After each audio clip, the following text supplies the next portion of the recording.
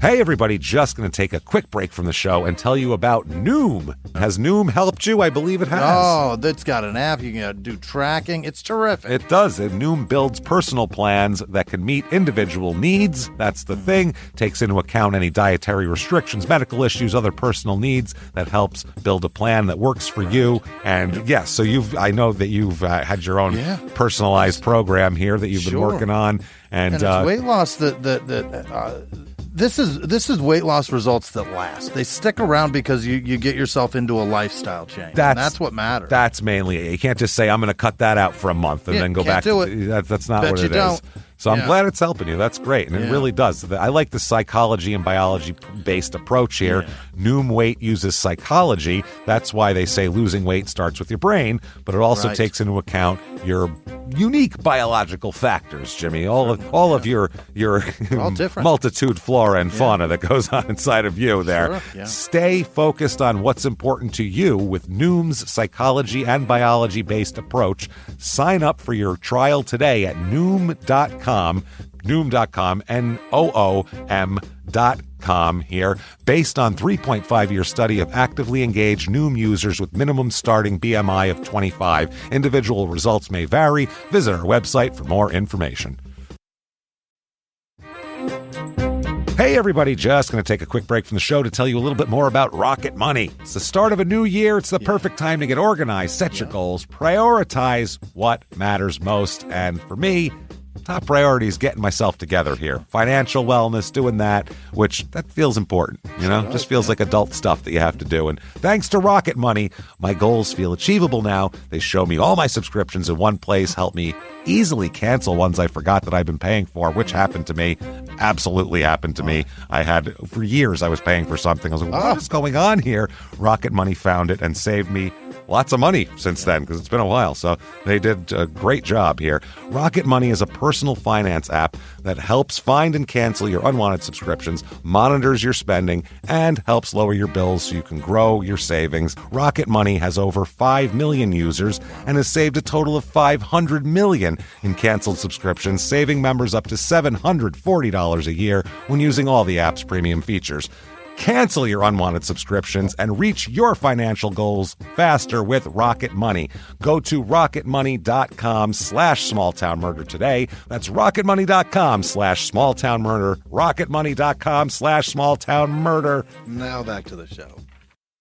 Welch's can't make everything make sense. Like why your mom still listens to the radio or what she meant when she sent that emoji.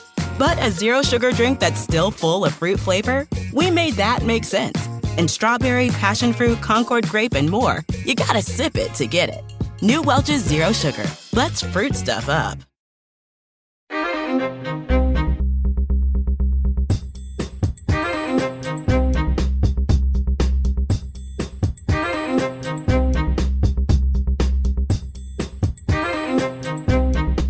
Hello, everybody, and welcome back to Small Town Murder Express. Yay and choo-choo. Oh, yay indeed, Jimmy. Yay indeed. My name is James Pietragallo. I'm here with my co-host. I am Jimmie Whisman. Thank you, folks, so much for joining us today. We are so excited. Couldn't be more excited here. All aboard the murder train.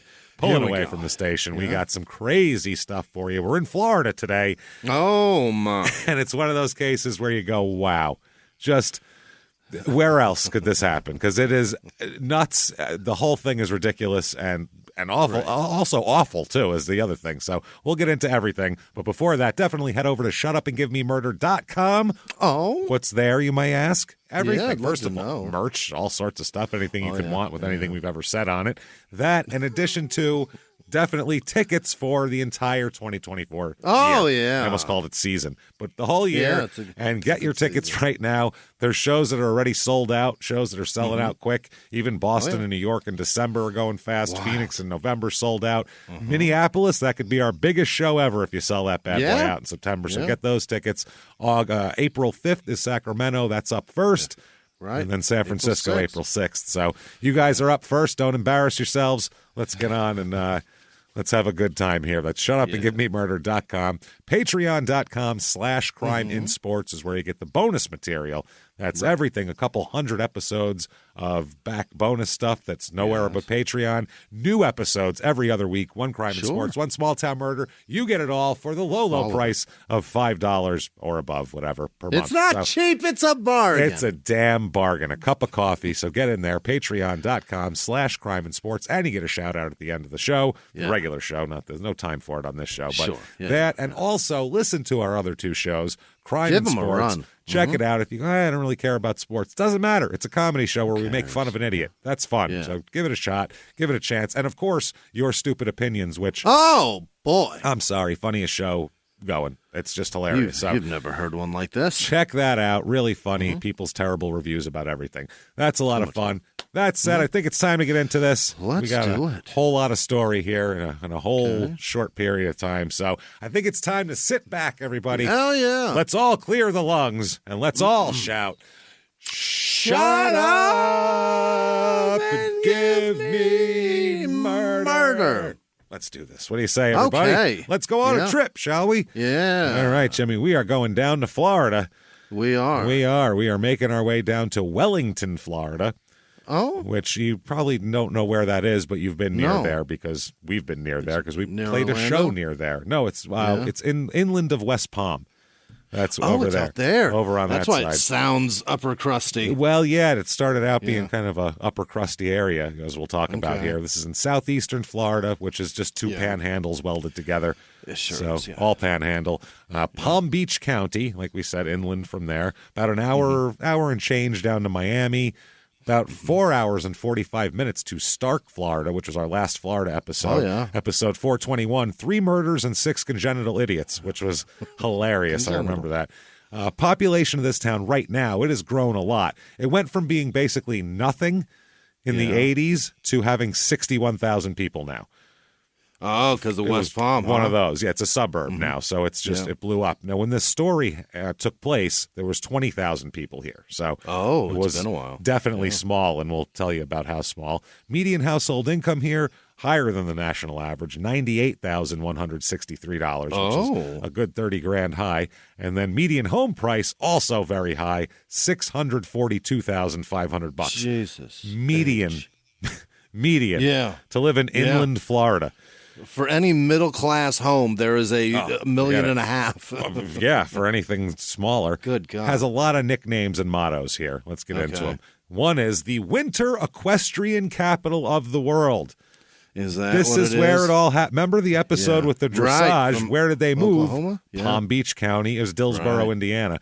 Palm Beach County, Florida, because that's the dressage capital of the world. So here it is. Other one is unique hometown, family atmosphere, family environment.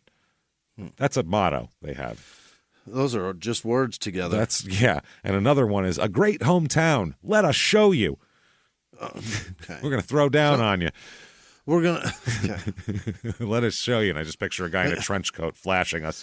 I guess that's that's Florida. Balls dangling. That's what, I guess let me show you around the hometown because it's so small. It's so small we can. That's what it is. Yeah, we can. There's that and there's that. Here, how about each person can show you all around town. Little private tours. In the 1950s, because there was nothing here before that, Charles Oliver Wellington, who sounds like a 17th century British man who came over and established something. In 1950? 1950s, not 1750s. That's, not 1650s, 1950s. 1950 Charles is when Oliver Wellington. The namesake of this shit. Yep, that's when this happened. He was an accountant from Massachusetts. Very... this is beautiful down here, huh? Look at that. The fucking history around here. Oh, boy, look at that. Hey, check it out. There's literally people on this planet older than this town. Oh, by far. Yeah, lots of them. Lots of them. There could have, Wellington could still be alive, for Christ's sake. Oh, yeah, he could be doing great. His son could tell us all about him, I'm sure. This is amazing. He purchased 18,000 acres of swampland. Yeah. Which, who wouldn't want that? And told the gators to get. Yeah, to get. Go on now. And he named the property the Flying Cow Ranch. Okay. Due to his other occupation as an aviator, and his initials are Charles Oliver Wellington, which is cow. Cow. Flying Charles Oliver Wellington Ranch is what it is. So this guy, listen to this. Because it would flood all the time, the U.S. Army Corps of Engineers constructed a levee south of the property in 1953. Wouldn't that be nice? Hey, the government fixed it for him? The fucking Army, not just the government. The Army came in. There was a war going on at that point. We're using resources for this guy? What are we doing? I'm going to write a letter to a general. I got a fence that needs some mending. There's guys in Korea then going, these rations suck. I wish we weren't spending wish we had money. Some money. Well, we can't because a man's property was damned. That's how it works. Sorry, everybody. His son Roger inherited the property. He died in 1959. The original guy there, Cow. All right. Here, and then his family sold a bunch of acreage, and they started, parsing it out for $1,000 an acre. And they were growing strawberries. At one point, they claimed to be the largest strawberry patch in the world. Okay. Well, Strawberry, Arizona has some words for you. The first time there was any people really to speak of in a census was 1980 when there was 4,600 people there. Wow. So not many. Up until the mid-90s, it was just an out-there kind of place. Very few even places to shop or restaurants or anything like that. It was just kind of you live out here. Well, it's fucking brand new, man. That's it. Reviews of this town. Here's 4 stars. It's all right. Not much to do around here. I get bored quickly and have to travel to do fun stuff, whether it's going to the beach or the mall. The schools around here are good, and there's a good little movie theater that's cheap. Okay, well, I mean that sounds like you do get bored easy. Yeah, so. It sounds like a small town in Iowa or anywhere else. Just kind of there we go. Here is 3 stars. This is fun. Some events, a lot of animals, and people live here. Okay. That's the whole review. That's a town. There's animals and people that live there. That's every small town in America. And sometimes stuff happens. Yeah. That's fun as shit. 2 stars. Just don't live here. It's that simple. Good day.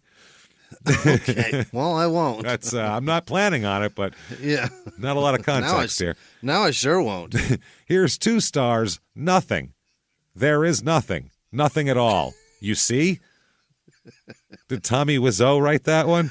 That is a fascinating review. You see, Mark? There is nothing. Nothing. There is nothing. There is nothing. Nothing at all. You see? Because that's the weird inflection he would put on it. Yeah. Nothing. There is nothing. Nothing at all. You nothing see? At all. Maybe it's a haiku. I'm not sure. It keeps expanding. It's fantastic. You see? And finally, 1 star. It's a beautiful city during the daytime. Apparently, things change at night. What happens at night? It's still beautiful. Shit all it's over just everything. Dark. Yeah, it all changes. It's like it's like Stranger Things upside down. Yeah, like oh, what's going on here? It got creepy. The streetlights start bleeding. Yeah, it's so weird. Looks haunted during nighttime. Streets are very dark. There is no light. Disappointing. That's I'm disappointing. Jesus disappointing. Christ, why are you so hard to please? I expected more lights at night here. Like a lot of small towns have a darkness thing because they keep it dark. Yeah. They like it that way. And at night, when it's all dark like that, it's so quaint and beautiful. If you're going to live away Get from over stuff, yourself. This is what you're looking for. Why are you afraid of the dark? Things to do here quickly. The South Florida Garlic Fest.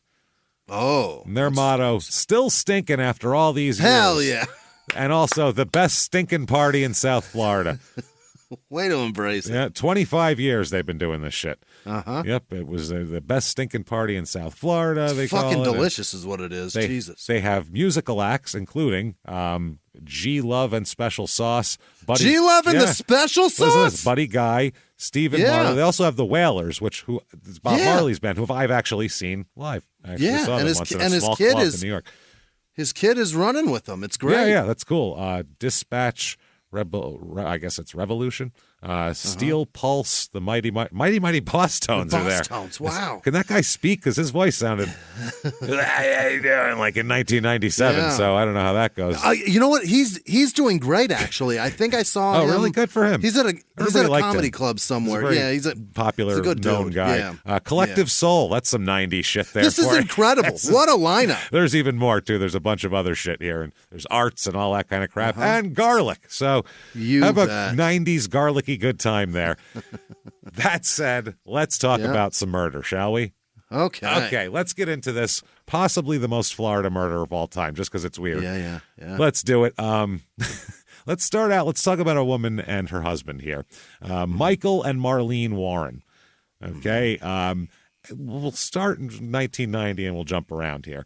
As of 1990, they're doing very well. Yeah. They live in Wellington in a very sprawling house, which we'll talk about. The husband here, Michael, owns Bargain Motors in West Palm Beach. He's a used car salesman, but he makes a shitload of money because he also has a rental thing, an insurance thing, and all that. It's his business, yeah. He started out as a state meat inspector. Oh. And then he ended up, opening his own dealership, and he also owns thoroughbred racehorses as well. Of course he does. So that's some money shit. If you're going to be in Palm Beach, yeah. Why be there if you're not going to dick with horses, it seems like. Right, yeah. In that county. One of his horses was named Marlene Warren, which is his wife's name. So okay. He just I don't know if is that a compliment? Named her Marlene. She just reminds me of you. I don't know what it is. The long Saw nose. From the back. Long nose, the pulsating vagina when she's in heat. It's just something about it just reminds me of you, honey. About a 4 foot wide ass on this horse. How it is. Yeah, it's perfect. Pretty muscular. I like it. So Michael was from a suburb of Michigan and of Detroit called Roseville here. And his father was in the meat business as well. And somehow meat people also are in the horse racing business. That's a big one with meat people. That's how I don't like that at all. That's what I'm saying. That's a little close. You don't fuck with horses. You're really crossing the streams at that point, aren't you? You stay the fuck away from horses. Yeah, that's what I'm saying. You're selling me beef. Yeah, I don't know if you own horses and places that process meat. I feel a little worried about that. I need you passing shit off when your horse gets sick. When Michael Warren wrote on his application with the Florida Department of Agriculture to become an inspector in 1972, he said, "I have worked with meat since I was 12. Me too. It's all meat, baby. Yeah. Been working with my meat, this meat. I got a lot of meat I'm working with. That's the funniest shit. That's a great, since I was 12. He wrote that on a Department of Agriculture form, which is the great part. Somewhere in the Florida archives. Our forums with people saying he's been working with meat since he was 12. Unbelievable. Oh, man. That's amazing. By 84, he was inspection supervisor. Yeah. So he really is kicking some ass here. He knows his meat. A man knows his meat. He's been handling it since he was 12. That's the only thing that could have made it funnier if he said, I've been handling meat since I was 12. That would have been better. I don't know, working with is pretty good. Yeah, that is pretty good. He resigned in November of 84 because he was accused by his bosses of falsifying timesheets when he was buying cars to resell them on state time. So he was doing like a side business while getting punched in. He said, he wrote this in a resignation note to the Agriculture Commissioner here. I'm sorry that I have to do this, but I have no choice. I was framed by my supervisor, Mr. Kaplan, who does not always tell the truth. Oh, my God. Burning that bridge behind him here. Yeah, that is reckless as shit. His boss, the Kaplan guy, actually said that he was a conscientious worker up until that point. Oh. So that's all he said. Warren then started the used car business. So he definitely was doing something here. He ended up in 1983, by the way, before this, when he was doing this on the side, he had to plead guilty to 1 count of odometer tampering. He is a party. Holy shit. He's a mess. He's handling meat. He's fucking with your odometer. He's rolling your shit back. The business was then transferred to Marlene, his wife's name, in 85, and she was listed as the owner. They also started buying property in Palm Beach County, and they bought a lot of inexpensive rental properties that totaled about $1.1 million in the 80s. So that's there's 20 properties. Oh. That's a shitload. Jesus. As of 1990, and about 87, they moved into a big house here. It's a Wellington big development. It's an 18,000-acre development. It's called Takeoff. They live on the 15,000 block of Takeoff Place in the Aero Club section of the community. Okay. It's a big expanse of huge, yards and all this shit, and it's close to the 12th fairway of the community's private golf course as well. Hell yeah. This is huge residences, and the Aero Club, it's called that for a reason, because the houses, a lot of them, including the Warrens' house, have airplane hangars built like garages directly into the home. You can land and just pull right into your house. Their street is a landing strip, and you can pull right into your house. Like John fucking Travolta. Everyone can live like John Travolta, minus the massage stuff, if you're into that. I don't know.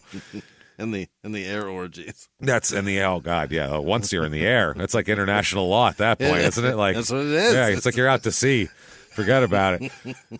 So they have that. There's a 3,400 foot grass runway that's on the end of the street, and residents can, taxi their little planes off and shoot off. You just land on the grass? That's awesome. Land on the grass and pull right into your house. The development has a polo stadium, golf and tennis clubs, and an equestrian course. So you're getting the hint here. What does it cost to live there per month? Before your mortgage. Yeah, that's what I mean. What's the HOA or the the fees? Whatever for that the kind dues of are. Yeah. So they moved there, and they live on Ponce de Leon Road, apparently. Okay. And they have a couple of kids here. Their oldest son, John, Marlene's oldest son, she has two kids not with him. His stepkids. Got it. Yep. John, the oldest, dies in a car accident in 1988. Probably a badass car. It's right by the house, too. So yeah. That's pretty hard here. There was a lawsuit, actually, on behalf of Marlene in Palm Beach County. It said the West Palm Beach auto auction workers removed a stop sign on Fairgrounds Road, and that caused the accident. So, oh, shit. Yeah. Friends and neighbors say they're real hardworking. Their home back in 1990 was valued at $170,000, which in Florida in 1990 is a big deal. They would have, a lot of times they would participate in, quote, fly-in parties. These are parties where everyone flies their plane to a party, their little private plane. And Michael has a pilot's license as well. So his brother-in-law said that they're both workaholics, Marlene I believe it. and Michael, everybody here. So he got, like I said, into horse racing and all that kind of shit. His best horse, Joyce Azalea, is the name of the horse, named after his mother. He just names them after women he likes. That's so weird. Wife, mother, he's running out of women. You could tell if he's fucking somebody because he names a horse after a new woman. You're like, who's that? Don't worry about it, sweetie. Yeah. That horse won a $50,000 stakes race at Calder Racecourse in Miami in like 1989. So how much? 50 grand? 50 grand. That's not bad. That's not bad. So you do that, you win a couple of those, then you can get stud fees forever. And I think that's the business of horse racing. And then if the horse doesn't work out, you can burn it alive like Tony Soprano, or like Joey Pants, I should say, like Ralphie. Or if in the meat department, then you just there you go. Sell it. We got a special on a special on mystery loins today. It's chuck. That's what it is. It's just ground chuck. It's fast chuck, we call it. May 26, 1990. So they own businesses. They have a fucking airplane hangar at their house. Yeah. Their life is going pretty well for these two. No shit. Going pretty well. May 26, 1990. It's 11 o'clock in the morning. Michael's at work at the auto dealership or whatever he does. Yeah. And her and her other son have just finished breakfast. So breakfast has just been eaten. They're cleaning up. There's a knock on the door. Okay. Knock on the door, and it's, that's fine. It's just before 11 a.m. And they look out. She looks out the window and sees a clown outside.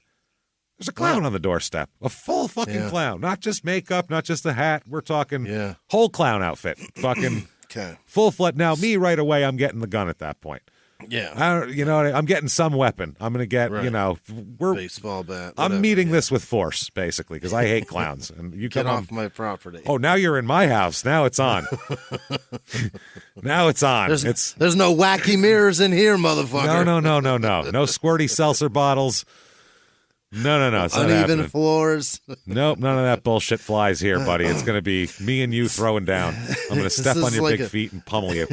This is like a singing telegram or some shit. Well, she looks out, and it's, like I said, full mask, orange hair, the whole deal, big thing. And there's a big basket of red and white flowers with like lots of colors on the basket, colorful clown shit, and balloons. So he's holding balloons. This clown is holding balloons in a basket on the doorstep. Yeah. So obviously you would see that and you go, why would somebody send a fucking clown to my house with this? Fuck did this. But it's balloons and flowers. So you go, all right, fine. Jesus Christ. So she saw that. Like I said, her son, who's an adult, he's like 21 at the time, he's in here, and a couple of his friends are also there. They're in the living room. She walks past them, sees the clown, and goes, oh, how pretty. That's what she said. Yeah. The flowers, they're pretty. Yeah. So she opens the door. Hi, clown. I'm sure that's what I would say. Well, I would say, what the fuck do you want, clown? Yeah. Hello, clown, would be my response. So the clown, without saying anything, is holding a basket in one hand with the balloon sticking up, takes a gun out and starts firing into her face with a gun. Oh my God. No, and like flowers don't come out the end. There's not like a thing that says bang that fucking bang. Like none of that shit. Actual bullets and a real gun are happening. Oh my. And everyone's like, what's going on? Because it's a clown. So they think it's a trick of some kind until she falls to the ground, shot in the mouth. Wow. Right in the mouth. I mean, the gun was, right there. Right there. Yeah. I mean, if you open a door, someone sticks a gun in your face. She falls down. Mm-hmm. The son and the kids here, he's 21 and he's got friends. They scatter, right? They're just like frozen. What the fuck just happened? Because they didn't understand. Like, there's a clown with balloons and now mom's bleeding on the floor, and I heard God. Like, what the fuck is happening? So her son, he was like, holy shit, he's got a cast on his leg because he got in a car accident recently. Yeah. His family needs to stop driving, first of all. No shit. He jumps up with the cast on, gets over there, and he sees the clown jump into a late model white Chrysler LeBaron with no tags and drive off. Okay. So this is like a hit, like a clown hit. Yeah. This is insane. This is wild stuff. So he yells to the clown as the clown's getting toward the car and going, what the fuck here? Hey, clown, what's going on? And there's a circular driveway. The car was at the top of the circular driveway. And the son said, quote, I made him turn around, him or her. It's hard to tell. I forgot what I said. He said, I don't even know what I said. Just I made the clown turn around. And he said that he noticed the clown's eyes. He said, brown eyes staring from behind the paint there. And he said to this day, later on, it bothers him that he can remember the eyes, but he can't identify who they belong to. Whose they are, yeah. But he can see the eyes, though, he said. So the clown hops in the car, takes the fuck off. Okay. The LeBaron. White LeBaron, no tags. The son calls 911. And he said, quote, I told them she got shot. I said the address. I said it twice. Then I dropped the phone and grabbed the car keys. I didn't know what else to do. He's going to hobble out and chase hobble out and one-legged chase and get in the car and chase a clown in a car, which is dangerous because even if you get him to stop, you don't know how many are going to pop out of there. It could be, 40, 50 of them? He might have backup. No idea. Yeah. That's what I'm saying. You can have 40, 50 guys in there. You never know with these clowns. What year is this? Be careful. 1990. Yeah, you got to be watching out for the ones from outer space, too. They're everywhere. They're killer. Spin you into a cotton candy web and hang your ass up for good. That's then suck what? Your blood.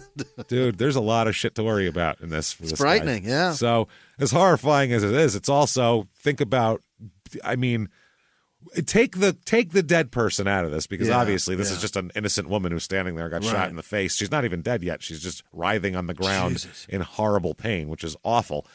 But if you took that out of it, if the person bonked her on the head with like a big flip-flop and then ran away, this would be the funniest thing ever. You'd have Benny Hill music playing while people chase a clown in a car. Or a squeaky rubber mallet. Yeah, squeaky, squeaky. That would be good. So, but he takes off the son and he can't find the Chrysler because there's a head start going on here. Sure. And by the time he gets back, there's already cops and paramedics all over the place. Great. That's good. Yeah. So he calls his stepfather, Michael's cell phone. And this is 1990, and he's got a cell phone. That's a dope phone. It's huge, but wow. It's heavy. You look cool as shit because nobody has those, really. If she had it, she could have swung it and used it to beat that clown to death. I'd rather have a 1990 cell phone than a gun. Better weapon. Much better weapon. So Michael said that he was on I-95 headed for the Calder racetrack. And, he was far away from the house. Yeah. So they take her to the hospital in critical condition. Oh, boy. A nursing supervisor that night said, quote, "She's just extremely critically ill. They're not going to operate." In other words, oh, no. It's beyond us. We're going to let her die. Yeah. Which is, she's just extremely critically ill is an odd way to talk about someone who got shot in the mouth. Yeah, that's somebody with the arteries that are exploded right now. Got pneumonia or something. This is so entirely different. Ill and shot. Yeah, it's crazy. So the police right away say they have no suspects. It's a clown. Really? So they don't know who that could be. And they want to question family members and friends if they know anybody who dresses up in a clown costume frequently or any beef with a clown? Halloween? Yeah. Yeah. Anybody been to a Halloween superstore recently? You know anybody? If it was me, people go, shit, it could be any of them because I'm sure there's a lot of clowns that have beef with me because I've talked a lot of clown shit over the years. There's a birthday clown in New York that's probably not happy. Your stupid opinions, too. Yeah, I didn't even think about that. I'm thinking about all of my clown rantings. And then on stage doing stand-up. He's pissed. I have really taken it to the clown community over the years, let me tell you. Hey, everybody, just going to take a quick break from the show to tell you about the safest sponsor ever, Simply Safe. Absolutely. These people will keep you safe. It's amazing. You know that every 26 seconds a burglary takes place in the United States, according to the FBI. That means that by the time this podcast is over, dozens and dozens of homes will have been targeted, ransacked. God knows what happens here. So protect your home before it's too late with Simply Safe proactive security system. Simply Safe helps stop threats before they even have a chance to break in. Named Best Home Security System by U.S. News and World Report 5 years in a row. And by us for about the last 8 years as well. If you trust us, believe me, you want Simply Safe. So visit simplysafe.com/small to claim 50% off a new system with professional monitoring plan and your first month free. That's simplysafe.com/small. There's no safe like Simply Safe. Now back to the show. This show, Small Town Murder, is brought to you by BetterHelp. Get yourself some therapy, everybody. Honestly, here. We often hear about, red flags that you should avoid. Hey, that's a lot of a thing. It's become a real phrase now, real cliche. But why don't you focus also, you look at green flags in friends and partners. Look for good things as well. Right. And maybe you're not sure what that looks like, though. Therapy can help you figure that out. What are positive things? What are the green flags? And then you can practice them in your relationship. It's absolutely a fact. And so, honestly, we absolutely are huge advocates for this. It really, really helps. BetterHelp is fully online, making therapy affordable. It's convenient. They serve over 5 million people worldwide. You can access a diverse network of more than 30,000 credentialed therapists, wide ranges of specialties there. Here's the coolest part. You're not getting along with your therapist, you're just not feeling it, you can switch at any time, no extra charge. Wow. The thing is, they want you to get help. That's it. And you can do it with BetterHelp. Discover your relationship green flags with BetterHelp. Visit BetterHelp.com/smalltownmurder today to get 10% off your first month. That's BetterHelp, HELP.com/smalltownmurder. Now back to the show. So the detective in charge here said, we're covering 15 different angles. There's nothing making us lean one way or another. Mm-hmm. They just don't know. They were calling stores that may have carried the balloons presented by the gunman as well. They still have the balloons. Yeah. They dropped the balloons in the basket. Yeah, they set that down. And so, there's they have those. What would have been even more ridiculous if they're running away with a gun and balloons fucking behind them. That's the only thing that can make it sillier is if they're chasing the clown while balloons flop out the window. Just fly in the breeze. Are they specific? Do they have labels on them or anything? Or are they just okay? Yeah. We'll talk about exactly what they say too. Because that feels stupid. That feels like a big mistake. Probably should have made them as generic as possible. Yeah, hit the fucking plain colored ones. Yeah, that's what I mean. Just orange and yellow and green, and put that up there. Buy your own tank of helium because somebody filled these up, and they're going to remember some shit. Yeah, no shit. The couple who lived right behind the home said both the people there heard 2 shots ring out. One shot in the mouth, and then she fell, and there was another shot. And God damn it. They said a friend of the son, Joey, ran to their house and said, Joey's mother's been shot. She needs help, and I need to use your phone, the friend said. Okay. So the bullet here, 2 days are going to go by, and then Marlene is going to die. So she's just going to suffer in this limbo for 2 days. Oh, God. Horrible. It's just horrible. And they're just saying there's nothing we can do. And she just hangs on. That's awful. That's just the worst possible scenario for your death. It's like just a slow trickle of life falling out of you. That's fucked. It's fucking awful. So the autopsy here, the bullet that killed her entered her lip, hit her in the lip, fractured her teeth, punctured her tongue, and went down into her neck, getting her in the upper spinal cord. Wow. Right in the mouth. That's awful. That's at like a downward angle? Yeah, it went like down her throat kind of thing. Oh, shit. And, that's fucking horrible. She was 40 years old and and dead. So, and the bullet was lodged in the back of their throat right in the spinal cord. They couldn't get it out. Yeah. So it was like, she's fucked. So that's horrible, man, obviously. Clearly. So they said that, the one of the neighbors said, quote, this is a person from 2 doors down, said you could hear her son wailing. It was just very eerie. The way this happened with the clown and the flowers and being shot execution style, it was so obvious to everyone in the Aero Club that this was meant for her. Yeah, I would say it looks pretty clear. I mean, he wasn't going door to door. And the one neighbor here says, quote, children were afraid of clowns after that. The area. After that, it just, all the kids went, see, we told you, stop hiring these people for our parties. None of us like them. You just think we do. Obviously, it was for her. If it wasn't for her, that's a big miss. That's just, wow. Yeah, at that point, it's just a door-to-door random That's the worst shot murder. ever. Jesus, yeah, right in the mouth. So the crime scene does not offer much in terms of evidence, really, at the time. There's no gun. He didn't pull like a Michael Corleone in The Godfather and drop it or anything. Yeah. No blood from a perpetrator. Okay, no fingerprints at all. There's a knock on the door. White gloves. So no fingerprints. Yeah, probably. It's clown gloves, obviously. Not even the clown costume. Even they're just talking about the description from the kids. There's no picture or film or surveillance footage or anything. But there's a but there's a basket of flowers, Mylar balloons that are left there. So now her son Joe, that was home when she was shot. He said he feels bad afterwards and all this. Now they look into him. He's had some troubles with the law here. Joe? Joe has, yeah. He was sentenced to probation for participating in the stabbing and beating of a man in 1986.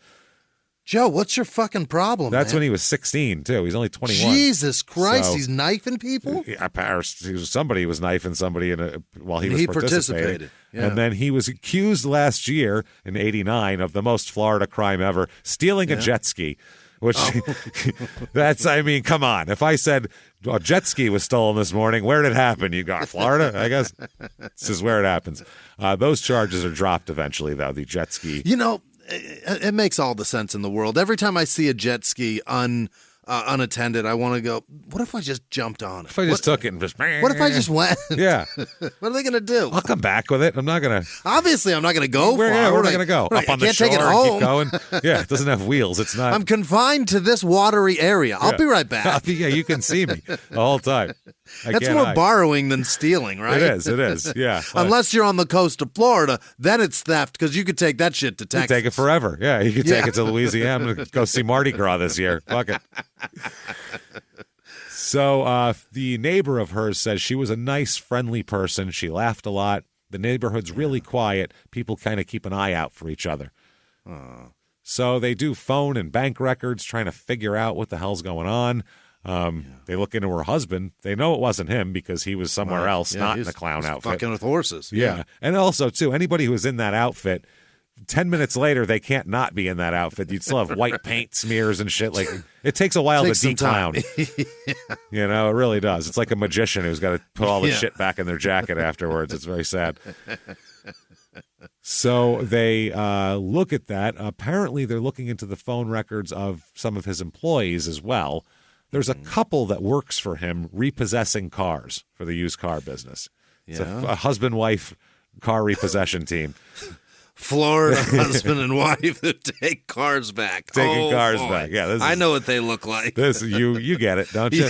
Yeah, they look like they smell funny. Well, there's Richard and Sheila Keene. So Dick Keene, Keen, or Keen. Richard and Sheila Keene.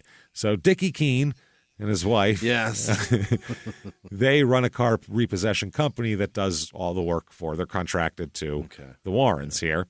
Now, Keene himself, the guy here, Richard Dickie Keene, has a record of criminal charges pretty long here, from weapons possession to drug trafficking to. Yeah. I mean, that's why he's not afraid of you when he takes your car. Yeah, because most people that repossess cars, pretty bad people. They got to kind of be a little rough around the edges.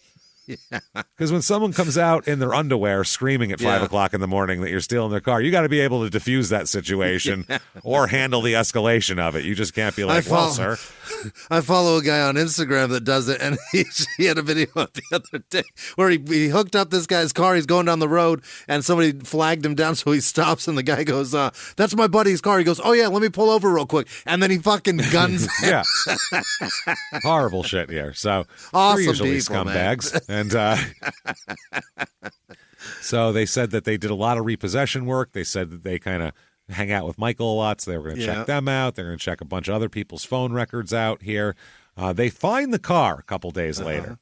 Okay. Oh, the LeBaron? The LeBaron. It's stolen, used in the getaway here. It was found in the Royal Palm Beach area, and that's the clown getaway car. Okay. Sheriff spokesman said, it's an unusual one, and we don't want to put too much out while we still try to wrap this up. Well, they got a while to wrap it up. So they subpoena all sorts of phone and bank records for Warren's Auto Club or Aero Club home. They also asked for records for all of his businesses and all that kind of thing. The car that detectives believe was used here, the white LeBaron, had been stolen from a rental company. Oh. The couple who reported it missing said someone at Bargain Auto Rentals, which is Michael's company, told them to leave the car where they had rented it at a Payless car rental system on Congress Avenue with the keys inside. They did that, but when they called back to a Bargain Auto Rentals, someone there denied giving those instructions, and then the car was gone. So they called, said, hey, we're going to return this car. And they said, yeah, put it where you picked it up. Just leave the keys in it. We'll grab it. Don't worry about it. They called back to make sure they got it. And they said, oh, no one ever told you to do that.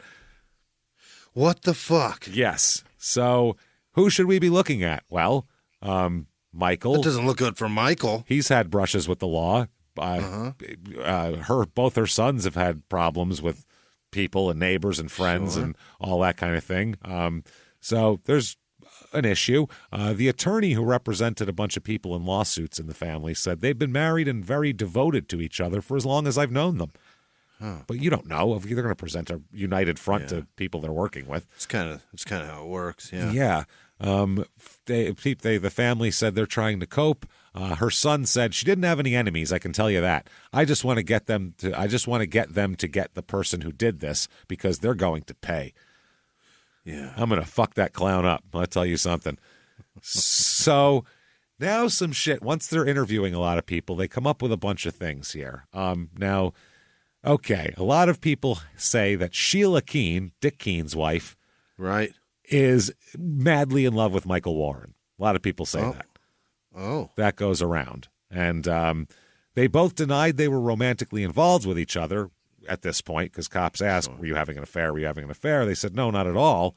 But then they talked to Michael's mother, Joyce, remember, of horse name. Right. The namesake of this horse. Horse fame. And she said that Sheila told her a month before Marlene got shot that Sheila was in love with her son.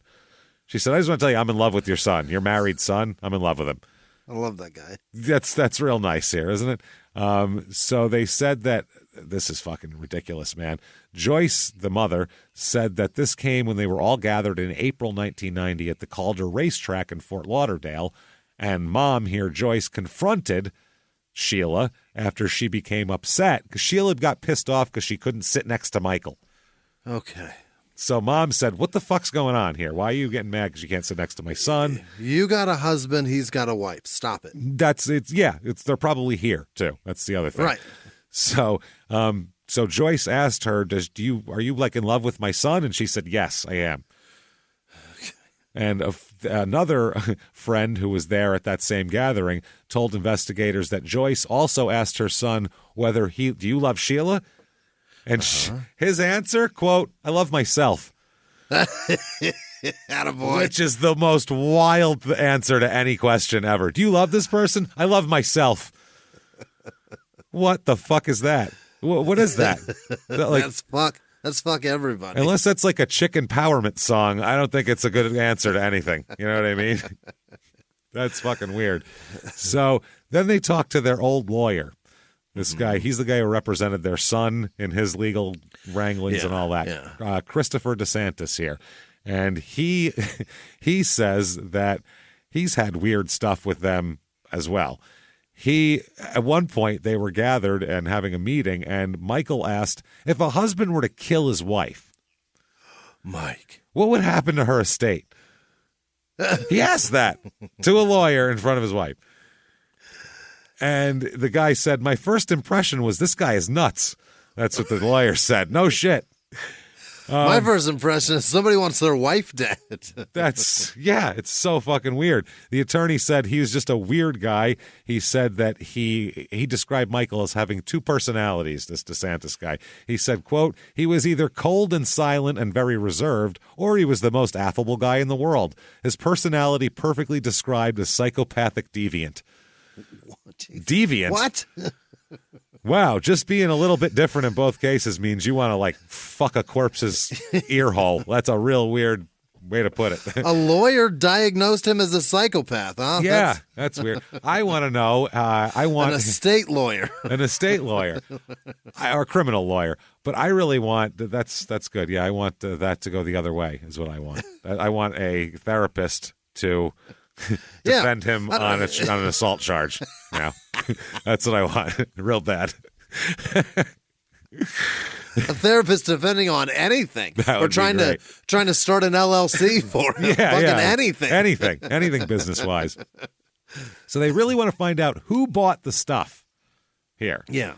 Now, the deputies know only one Publix in the county that carried the particular Mylar balloons that were given here. Okay. Oh, God damn it. It was a community and military trail. It was just across the street from where the husband's supposed girlfriend lived, Sheila. Oh, God. It's the Publix across from her house. And the Publix is like a little grocery store, right? It's a grocery store chain. Yeah, that's the Florida chain. They all love it down there. They all go crazy for Publix. So one of them is a silver Mylar balloon that reads, "You're the greatest," and it's only sold at this Publix. And anywhere in within an hour of this place. And they said that they talked to them, and the clerk said that someone bought that balloon that day from that store. Person with long brown hair. It was a woman. She paid for it with $100 bill. This was about an hour to 45 minutes to an hour before the murder occurred. Hilarious. Pretty good chance that's the one there. The employees told detectives that the woman, when shown a picture, looked like Sheila Keene at that point. So Sheila, not great. So clerks at the Dixie Highway costume shop also tentatively identified, it looks like her, I'm not sure, Sheila Keene as the woman who bought the exact same described type clown costume 2 days before the shooting. Okay. They said that she bought the costume there. Store clerks picked her out of a photo lineup, but they said, I think it's her, not 100% positive. They also linked the white Chrysler LeBaron to Warren's A Bargain Auto Rentals there. And like I told you what happened there with the whole with that thing disappearing. Sure. So the police still say they have no answers, though. Really? Oh, they don't want anybody to know. That's what the mother even says that. They say they got no answers. What the fuck? Her mother, Shirley, said, why was she singled out? Everybody seemed to like her so much. Yeah. Everybody seemed to like her. What are they, lying? That's well, At least one person was lying. Somebody was here. So they've been interviewing all these people, trying to figure it out. They tried to get a surveillance van outside the funeral home and cemetery during the funeral services to see if anybody weird shows up. Yeah. They, like I said, they question her son. They question the husband a lot. I think the son seems in the clear on this one. Yeah, his cast is a hindrance. That's going to be rough. Yeah. Unless he would hire a woman to kill his mother or dress like a clown. It's just very silly. And he's got friends there that are witnesses. Yeah. So they go over some records, and they say that the Warrens owed property taxes totaling $21,000 for 17 pieces of property, and they were mostly all paid up. So there wasn't like they were trying to see if they needed money. Were they desperate? Yeah. That sort of thing. They only owe $21,000 for 17 pieces of property? Yes. Wow. It's a lot of it's like either condos they own. Yeah. A lot of rental condos, which there's not Just a lot of property low tax. property taxes. Either that or probably swamp. So Okay, yeah. You can't ask people to pay a lot every year for swampland. Yeah. Like if I develop this at all, it's a big plus to everybody. So come on. They've also got a lot of pest control Issues. to do. Yeah. Getting rid of gators and fucking possum. No shit. So bank records show that a savings account and a safe deposit box at Southeast Bank in Fort Lauderdale was opened on May 17th, 1990, less than 2 weeks before she was killed. Okay. Both the account and the deposit box were opened in the name of Joyce Clayton, Michael Warren, so the mother, Michael Warren, and Gail Roberts, who is her sister, who's the sister. So it's like kind of a family thing. It's weird. Marlene's sister, yeah. Mm-hmm. So a statement for the account showed that two deposits totaling nearly $60,000 had been made by May 29th, 1990, 3 days after the shooting. The records also show a payout from a life insurance policy where Michael Warren received $53,000 as a beneficiary of his wife's estate. So they don't make any arrests. None.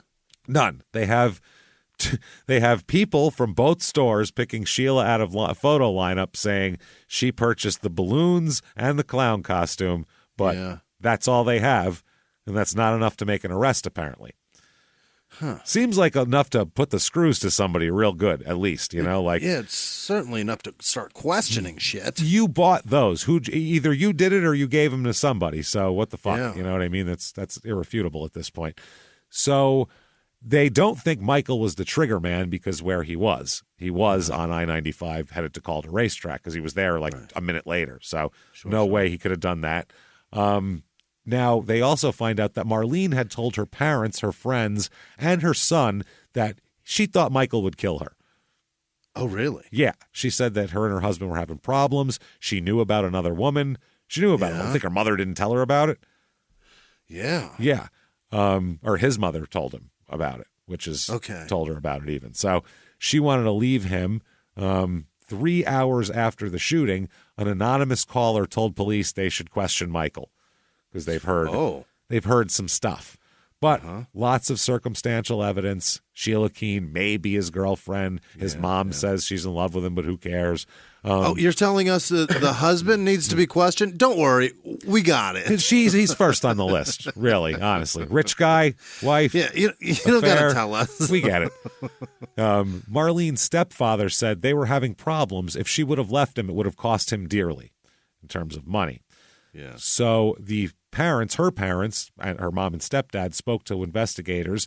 The investigators said they suspected Mike had something to do with it, but they didn't want to say anything until we brought up what Marlene had said. She told her mother, if anything happens to me, Mike done it. Okay. Mike done it. So, yeah, they said, the stepfather said, I told Mike, this is at the funeral, I told Mike, I'm sure you didn't do it, but I'm sure you knew what was going on. It was scary for us even staying in the house with him. Hey, I just want you to know, I know you have something to do with this. With killing That's my what dog. He just said to him. Yeah. Night. What are we doing? Out back Sweet tonight? dreams. The whole family taking out for what are we doing here? Breakfast in the morning? I'm making eggs. Hey, Hey, everybody. Just going to take a quick break from the show to tell you a little bit about Sono Bello. You know, the most known secret with celebrities and influencers and all these famous people is so many of them have had lipo. They've had lipo, whether it's a little touch-up here or a total makeover. Yeah. Nobody has a perfect body. That's the thing. No. They may look like it on TV, but there's things that help that. Absolutely. Lipo now has changed, and Sono Bello's been at the forefront with using LAL technology and getting those beautiful and natural outcomes for each person. Looking real natural. Our friends at Sono Bello are offering their best deal. You're now included in their winter savings event, but appointments are limited, so please get on this. Sono Bello doctors are masters in micro laser fat removal, a brilliant technique that removes stubborn fat permanently wherever your problem areas are. Tummy, love handles, thighs, arms, it's gone in one comfortable visit. Eating healthy and workouts are great. Keep doing that, but if you want to lose that stubborn fat in one visit, check out Sono Bello. Save big during their winter savings event. Schedule your free consultation now at sonobello.com/smalltownmurder. That's sonobello.com/smalltownmurder. Now back to the show. Hey, everybody, just going to take a quick break from the show to tell you a little bit more about our stylish friends at Quince. That's right. Let's go elevate your styles, people. Yeah. Get it going. Look good out there. And you can do it now without breaking your wallet, without breaking the bank, because at Quince, you can get high-end, versatile pieces at prices we can all actually afford, which is very nice. You want to get good stuff that lasts and it's good, and they have quality stuff that's very affordable. And you can do like we did, upgrading our stuff here, while still being a very reasonable price. Quince only works with factories that use safe, ethical, responsible manufacturing practices, along with premium fabrics and finishes. It's all quality stuff. You're going to love it. Trust us, it looks good. And I've got the leather jacket. It's a very high-quality item. Real nice, soft leather. Yeah. Jimmie's got his linen pants he's rocking. Yeah, they're terrific. Come on, be like us. Be fashionable. Get in there with Quince. Indulge in affordable luxury. Go to quince.com/smalltownmurder for free shipping on your order and 365-day returns. That's QUINCE.com/smalltownmurder to get free shipping and 365-day returns. Quince.com/smalltownmurder. Now back to the show. Hey, everybody, just going to take a quick break from the show to tell you a little bit about a very cool place, Thrive Market. Yes, we are both looking to get into the healthy swing this year. The problem is I don't know what's in everything, and I don't know if even I'm qualified to even read the labels to know if that's good or that's bad. Right. There's chemicals in things, and there's things floating around. I don't know what I'm doing out there. One of my favorite features, and I know you were talking to me about this, is the Healthy Swap Scanner in the Thrive Market app. Yeah, it's simple. You scan any item, and it'll instantly suggest a cleaner, healthier grocery alternative, it's great. Amazing. Yeah. That's great. Thrive Market also takes the guesswork out of finding these safe, healthy foods. For example, like I'm trying to get my protein intake up for energy. I'm always moving around. I need stuff, and I love that you can filter their site by the high protein options. Nice. It's very cool, and you can personalize this portion, and you can put filters on it, and get ready. You should be ready for a junk-free start to 2025. Get ready for it and head to thrivemarket.com/smalltownmurder and get 30% off your first order plus a free $60 gift. That's THRIVE market.com/smalltownmurder, thrivemarket.com/smalltownmurder. Now back to the show. That's nice. Her mother says, quote, she says, "Mother, if anything ever happens to me, he did it."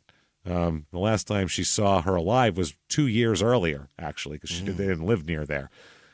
So they had to come in when she got shot. The parents got there just in time for her to die. Oh, fuck. Yeah, so that's pretty awful. Now, her mom said, quote, she was ready to leave, meaning leave Michael. She was going to leave him in a couple of days. She knew about what's-her-name, Keen. He was running with her. Oh. Yes. So the parents, Marlene's parents, hired a lawyer to represent the son in the estate thing here. So they got him some of the estate anyway, got him a few bucks. Sure. There was all sorts of stuff he was doing shit here. Somebody says, quote, oh, this is the stepfather, quote, he quit-claimed the stuff to Joe, the son, that he couldn't make any money on. So anything that was garbage, he's like, you can have that. Wow. Yeah, but how's a 20-year-old kid supposed to pay those mortgages? Banks foreclosed on most of the properties in the early 90s. So he had nothing. Yeah, the kid he was 21. He had no way of he had no business structure to do this. He gave him the properties because he knew they aren't worth anything and they're just costing me money. That's it. Here, have these pieces of shit. You owe property taxes, by the way. Yeah. So $21,000. Get after it. That is fucking wild. The son said he had moved. I guess he had moved to Vegas and then moved back to Florida and moved out of the house. So he was just hanging out that day. He said, when I came back, I moved out. I had a real hard time getting my stuff out of the house. I don't know if he didn't want me to leave or what. A couple of things I bought for my mom, like vases, he didn't want me taking any of that. I did anyway. So he means, after she's dead already. The son had worked for Michael Warren at the car dealership. Oh. So he left there and started working as a carpenter, and he was building himself a house in Jupiter. And, he said, quote, I go crazy sometimes. I think too much sometimes on it and get nowhere with the thoughts, and I get more confused than I already was. He keeps replaying seeing this clown turn around to him. It sucks. It's like the Bigfoot footage, except real and with a clown. Yeah. So just looking. He said, I remember her asking, what would we do? Where would we go if we left here? I realized that she wanted to leave, but I didn't realize how far into the conversations they were about it. Now, as this goes on, the 90s progress, they still have no answers. Yeah. But the murder investigation leads police to looking really closely at Michael's car rental business, A Bargain Motors. Sure. Where they didn't get any closer to solving the murder, but they did find some shit. Michael is convicted in 1992 on 43 counts of odometer tampering. 43? 43 counts, grand theft and racketeering. Oh. In a case that kept him going and all this shit. He ends up going to prison in 1994 and doing 3 years in prison over this. Wow. Yes, that is fucking dead interesting. Serious. Dead goddamn serious, yeah. His mother said, I tried to go see him about every week. It was terrible. A long drive and long days. And sad. I bet it was. And sad. He's released in December 1997 and takes off and disappears. Okay. That's it. And in the mid-90s, they talked to his mother, and his mother said, I haven't seen him lately. He stays with one friend, one relative, then another. They knew that he didn't do it, but the husband or the wife is the first one you look at. So it ruined his life. Apparently. Now, 2000 comes around. Now there's new DNA technology, and they found some things they might be able to test.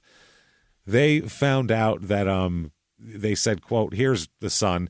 He said, it would be nice to get closure to find out who did it and make them pay. It's been not easy.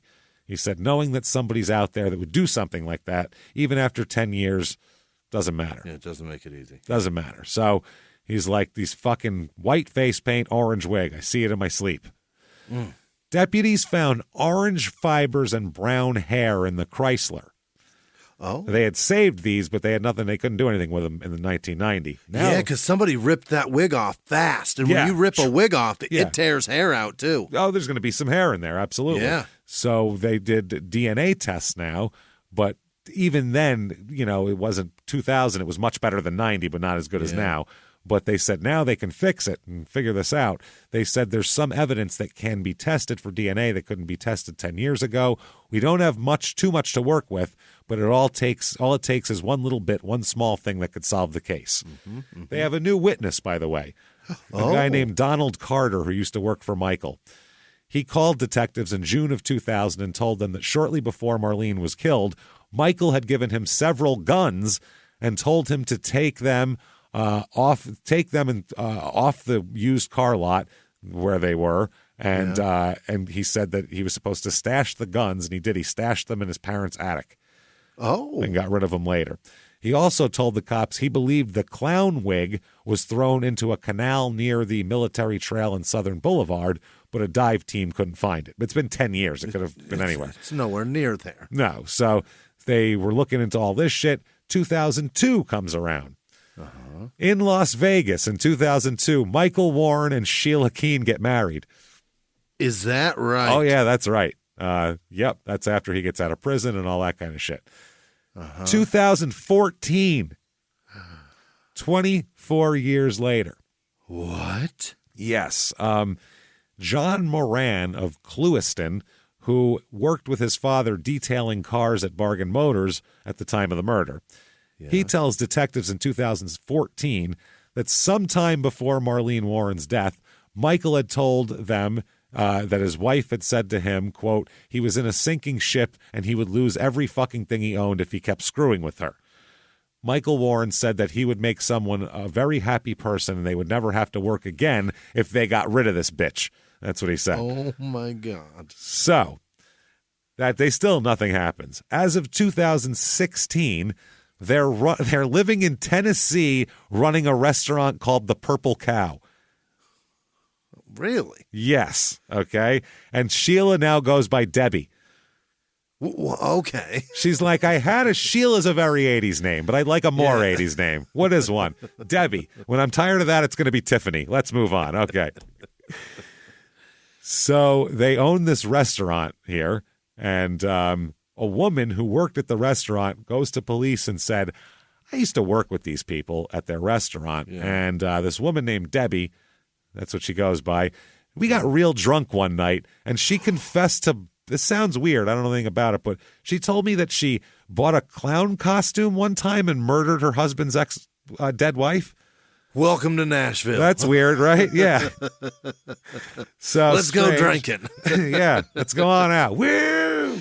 That's what happens in Nashville. Yeah. You just start getting shit-faced at Dierks Bentley and you just spill the beans. This isn't Nashville. Where'd they go? Fucking middle of nowhere. This isn't anywhere near Nashville. Some Maynardsville. Yes, or some this shit. is the middle of nowhere. Are you kidding me? So, yeah, they re-interview that DeSantis lawyer guy here, and in 2017, and he tells them there that he remembered specifically telling Michael Warren during their conversations that a killer dressed as a clown would likely get off because witnesses wouldn't be able to determine the identity or even the gender of the clown, race, gender, anything. Hilarious. Which is fucking, it's a full costume. All you see is eyes. You don't see, even the feet aren't the size that they are. You could leave impressions and it doesn't matter. But people usually don't do it on account of it attracts a lot of fucking attention. Everyone stares at you at that point. It's the least conspicuous, whatever it is. It doesn't. It's conspicuous It doesn't as hide. fuck. Yeah.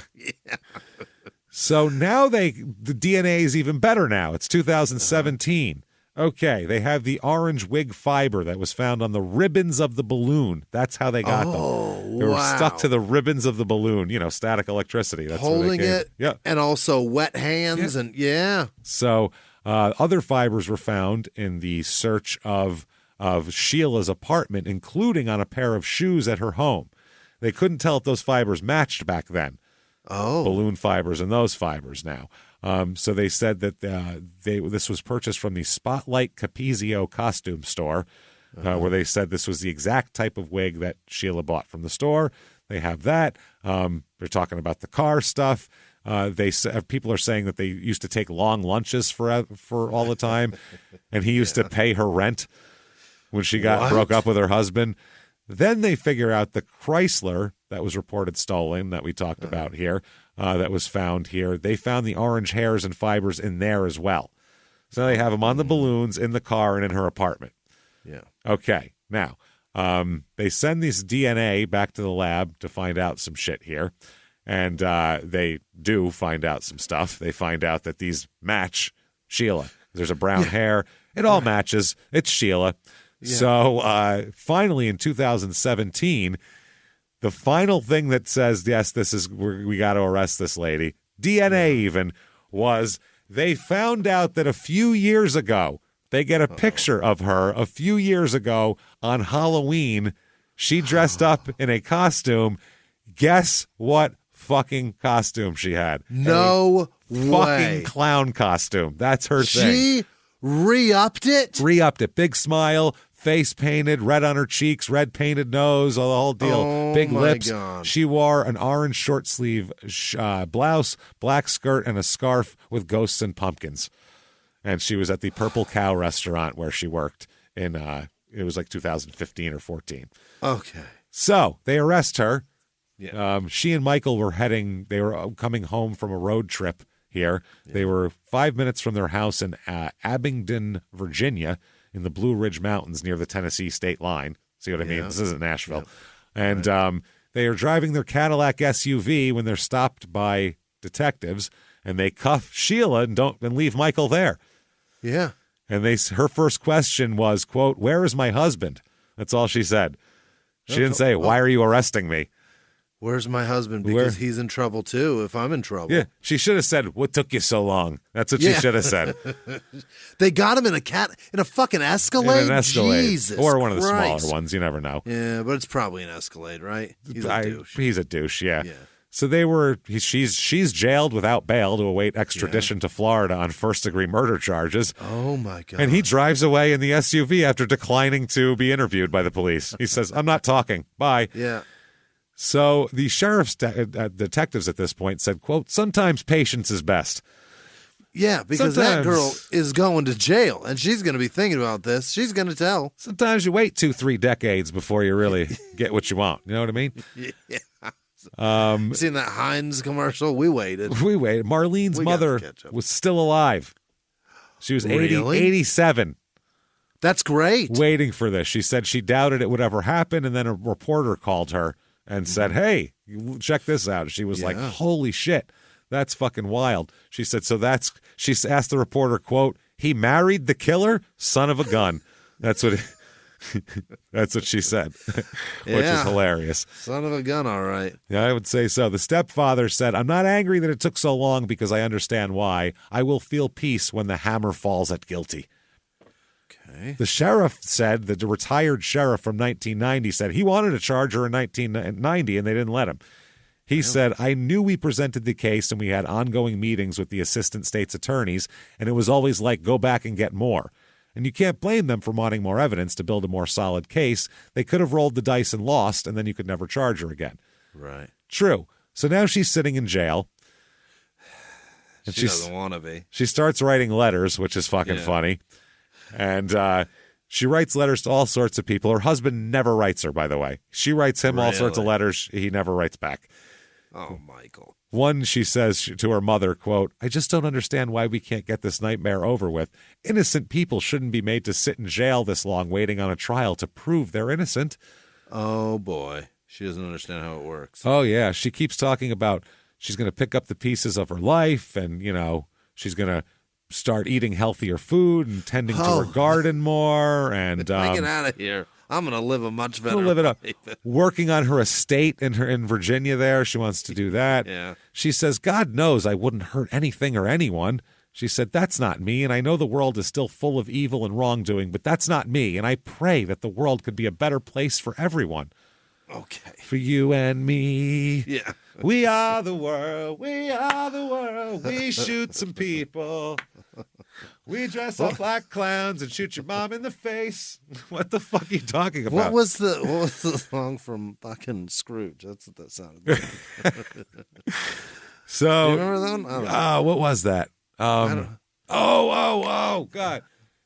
Leave a little love in your heart. Put a little love. That's it. Yeah. That's it. That's what it is. I'm like, I'm Put a little picturing bullet Bill in your Murray mouth. fucking. Yeah. God damn it. Come on. He's talking to the camera. Come on, everybody. Yeah. He's breaking the fourth wall at the end and everything. So she keeps, by the way, she's a terrible speller. She's awful at spelling. Yeah. Oh, tell me more. I love a misspelling. She keeps she's mad about it. She said, quote, "I hate that I didn't pay attention in English class." she feels dumb. Or read since then to see how words are spelled. It's the other thing you didn't do. She also complained that the guards are, quote, "so unkind, no compassion at all." It's almost like they tell. Weird. I ordered room service and nothing showed up. I don't understand this. Fresh towels, do I ever get them? No. I asked for a Mexican Coke. They won't bring me one. You're in jail for murder, honey. That's a little different. She said that they, quote, "don't even look in my room half the time." My room, by the way. So. My room. I love when a prisoner calls someone their roommate. I'm like, no. No, that's a celly. Rooms are enclosed. They don't have bars. You can't stick a meal through a slot in a room. I can't blow into a room. I can't watch you shit from a hallway in a room. So that's terrible. She said that they don't check to see if she's even alive. She said also the food is horrible. Is it? Really? I've heard tell. In a Florida county jail, huh? And she's been losing weight. She says, when I get home, it will be so hard not to eat everything in sight, but I'm going to be strong and not do it. She also says about the prosecution, I feel sad that they are so ready to destroy an innocent person for their own personal gain. It's a big, you know, clearly. Personal gain. This is just, because everybody was clamoring for the resolution of this case 27 years later. It was gone. No one cared. Personal gain. Yeah. Your mom was 87 and she was the one, you know, that she just figured it was never going to happen here. She sent letter after letter to her husband, professing her devotion and love to him, encouraging him to eat better, assuring him she'd be back soon. She would, because she couldn't buy him birthday presents, she'd send him hand-drawn pictures and fucking cards and that she made at home and stuff like that. She drew a tree in a 2020 Valentine's Day card to her husband with lip-shaped leaves. She kissed it a bunch. Yeah, she said, if all these leaves were lips and they could tell you how much I love you, that still wouldn't be enough. Happy Valentine's Day, my love. Forever your wife. Okay, just keep your fucking mouth shut. Jesus Christ. She said she talks to her husband daily. She wrote to one of her friends, but, quote, he tells me that he doesn't talk to anyone, that he works all the time and doesn't see anyone unless they come to him. He's so depressed. I don't think he hardly calls anyone. He tells me he's trying to keep busy at work. Then, before her trial, she finds God, of course, as well. Yeah. She says she was baptized into the Catholic Church behind bars, and now she quotes scriptures and beliefs all the time. Misspells them, but quotes them. Yeah. She says, quote, this has been a real test for me, and every day I continue to ask Jesus for help to help me to keep my faith, hope, and love for God. She wrote that to a friend. She also wrote a note of thanks to a priest, including a $50 donation to help other inmates, saying, I look forward to seeing you for my first confession. That would be a juicy one. Yeah. Is that what she said? She didn't say I'd be a juicy one, but she said, I look forward to seeing you for my first confession. It's going to be juicy. Buckle up, Padre. That confession's going to be bad. Michael says he's standing by his wife. He says, how did they ever get enough fake bullshit evidence to get a grand jury to indict on this? They didn't have no evidence. This is crazy. Okay, Mike, you've never heard of DNA. Mike, you sound like fucking Paulie Walnuts right now. Calm down. You're not helping your cause. You don't have enough evidence. Her defense is that it wasn't me. It was a guy who was the clown, and it wasn't me. Okay. Yeah. So they said that her attorney said there's absolutely no evidence, albeit physical or testimonial, that Sheila dressed as a clown and shot Maureen Warren. She had a clown outfit. She bought the balloons. She had all the stuff, but we don't know.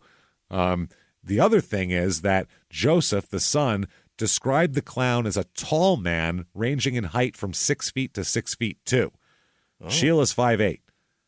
But it's a clown. The hair, think about the hair stands up tall, too. It's a clown. Yeah. So they also describe the state's DNA and hair analysis as highly misleading or false. They said the FBI's report actually found most of the DNA on the hair root belonged to a male. And they said that only Sheila couldn't be excluded as a source of female DNA on the root. So just because they couldn't exclude her, they say she did it. This goes on until 2023. What? 6 years of this shit. Until last year, till she finally just decides to plead guilty. And they decide to take a second-degree plea, and they did all of that. The defense lawyer said it's an incredibly difficult decision to make, just having to plea to a crime that you didn't commit. The gamble's just not worth it. When you're looking at going home in 10 months versus the risk of what could happen at trial, you never know. It's a huge win for our client. She what? Yep. They also said, though, the state's attorney said after years of professing her innocence, she's finally been forced to admit that she was the one dressed as a clown and took the life of an innocent victim. So she had to allocute. So she had to say what she did.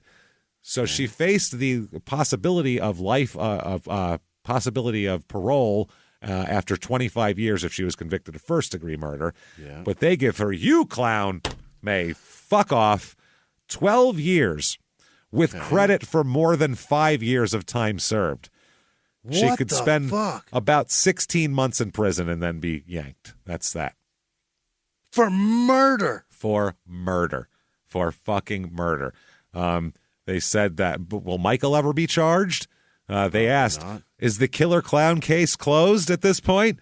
Yeah. And the one prosecutor said, if there's enough evidence that points to someone else, we would file charges. But as of now, that doesn't exist. Unbelievable. Fucking clowns. It should be illegal. We should hunt them in the streets. Wow. Swear to God. So that's a crazy-ass case, and we still don't actually know if she did it. Oh, my God. We're pretty sure, but she bought all the shit, but who knows if she went over there and did it. She said she did it, but that's just to get it over with. I mean, it's not positive, but I think she did it. There we go. If you think she did it, or if you didn't, I don't care. Tell everybody about it, and give us a review on whatever app you're listening on. Give us 5 stars. It helps a lot. Follow on social media, at Small Town Murder on Instagram, at Small Town Pod on Facebook. We got at shutupandgivememurder.com. Tickets to all the live shows are on sale. They're going fast. Get in there right fucking now. Patreon.com/Crime in Sports. You get all of the bonus material. Every 200 episodes, back catalog, for anybody $5 a month or above. New episodes every other week. This week, Paul Sasso, who's a gangster. He's a gangster football team owner from the 70s. And then we're also going to talk about Natalia Grace for Small Town Murder, which is a wild story. Psychopathic Ukrainian small adult or child with disabilities who's been kicked around. We don't know. We'll find out. We'll know at the time, but we'll find out. Check all that out. Patreon.com/Crime and Sports. You get a shout out at the end of the regular show. Keep coming back and seeing us every single goddamn week. You listen to your stupid opinions in Crime and Sports every Monday. Thank you, folks, so much for joining us. And until next week, everybody, it's been our pleasure. Bye.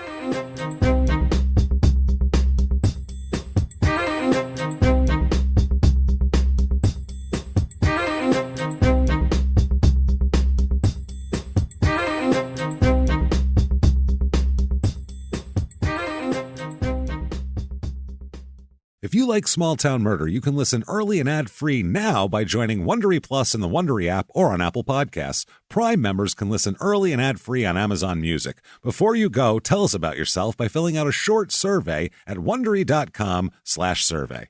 In the 1980s, a rosé swept the country. Hey, Mike, I really like this White Zinfandel. Well, good. Now put it down. We're going to try another one. White Zin became America's top-selling wine. But most don't know that this sweet drink has a sour history.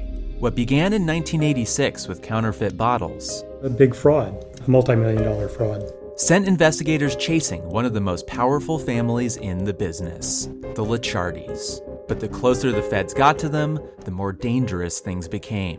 It's a story of deceit. At the time, I was paranoid. Threats. You touch my kids, I will kill you. And murder. With a .22 caliber bullet to the head. What started with a scheme to mislabel wine spilled into a blood-soaked battle for succession. Welcome to Bloodvines. You can binge listen to Bloodvines exclusively and ad-free on Wondery Plus. Join Wondery Plus in the Wondery app, Apple Podcasts, or Spotify.